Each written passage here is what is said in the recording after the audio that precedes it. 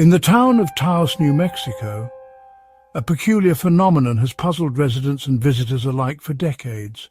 A sound hums through the air, a deep, low-frequency hum that seems to come from nowhere and everywhere at once, heard by only some people. It's a mystery that baffles those who can hear it and intrigues those who cannot. Not on recordings, not in the wind. It defies all conventional explanations. It's just there. An ever-present enigma that lingers in the background. No one knows where it comes from.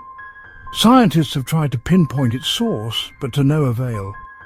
Not science, not the government. Even official investigations have turned up empty-handed, not even nature. Annoying, paranormal, a glitch in reality. Theories abound, but answers remain elusive, and you decide.